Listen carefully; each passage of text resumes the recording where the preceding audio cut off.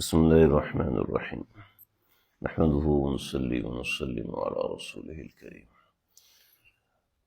نبی اکرم صلی اللہ علیہ وسلم کا ارشاد گرامی ہے۔ یہ روایت مختلف کتابوں میں ہے اور مختلف اس میں تھوڑی تھوڑی سی تبدیلی ہے۔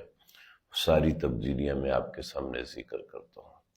بخاری شریف کی روایت ہے، مسلم شریف کی روایت ہے کہ جب بھی کوئی روزے دار روزہ رکھتا ہے تو اللہ تعالیٰ اس کے درمیان اور جہنم کے درمیان 50 خریفاً 50 خندقوں کا فاصلہ لکھ دیتے ہیں، اور ایک خندق کا فاصلہ، ایک خندق کی گہرائی وہ زمین و آسمان کے فاصلے کے بقدر ہے۔ دوسری روایت میں 70 خریفاً، اور تیسری روایت میں 100 خریفاً، یعنی 70 خندقیں، اور ایک روایت میں 100 خندقیں۔ جب بھی کوئی روزے دار روزہ رکھتا ہے یہ اتنا بڑا اللہ کی طرف سے فاصلہ مقرر کر دیا جاتا ہے۔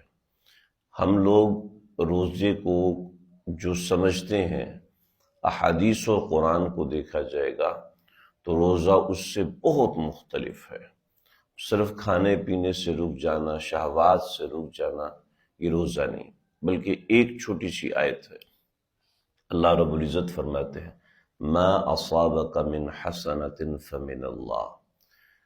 ہم لوگ کوئی بھی نیکی کرتے ہیں، کوئی بھی نیکی کرتے ہیں، وہ نیکی ہماری طاقت نہیں ہے، صاف صاف لفظوں میں کہا، وہ اللہ تعالیٰ کرواتے ہیں۔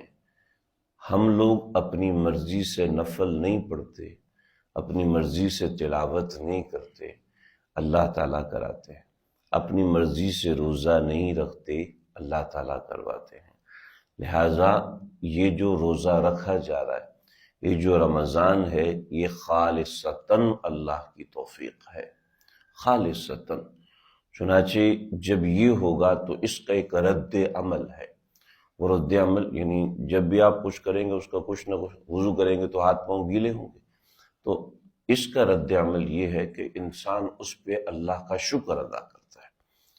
جب انسان یہ سمجھتا ہے کہ یہ طاعت اللہ کی طرف سے ہے تو وہ اس پہ شکر ادا کرتا ہے۔ لہٰذا اپنے اعمال میں شکر کو داخل ضرور کریں۔ اللہ رب العزت نے ہم سے شکوہ کیا وَقَلِيلٌ مِّنْ عِبَادِيَ الشَّكُورُ، میرے بندوں میں بہت تھوڑے ہیں جو میرا شکر ادا کرتے ہیں۔ تو یہ اللہ نے ہم سے شکوہ کیا، قرآن میں کئی مقامات پر کیا ہے۔ حدیث میں نبی اکرم صلی اللہ علیہ وسلم نے فرمایا جنت میں داخل ہونے کے لیے شکر گزار لوگوں کا دروازہ ہی الگ ہوگا، ان کی کیٹیگری ہی الگ ہوگی۔ تو اپنے اعمال کے ساتھ شکر ادا کریں، کیونکہ یہ عمل میرے بس کا نہیں ہے۔ اسپتالوں میں جا کے دیکھ لیں، میری عمر آپ کی عمر کے لوگ ڈائلیسس کروا رہے ہوتے ہیں، میری عمر آپ کی عمر کے لوگ وینٹیلیٹر پر ہوتے ہیں، اور ہم الحمدللہ روزہ رکھ رہے ہیں، اللہ کی توفیق ہے۔ اور یاد رکھیں اگر کوئی بندہ روزہ نہیں رکھ رہا، نماز نہیں پڑھ رہا اور تلاوت نہیں کر رہا تو سمجھ لے اللہ نے اسے توفیق چھینی ہے۔ اللہ چاہتے ہی نہیں ہے کہ یہ بندہ اعمال کرے، یہ بندہ تلاوت کرے۔ تو ایسا نہ ہو کہ کہیں ہم ایسے لوگوں میں شامل ہوں۔ اللہ مجھے آپ ہم سب کو سمجھنے کی توفیق۔ بسم اللہ الرحمن الرحیم۔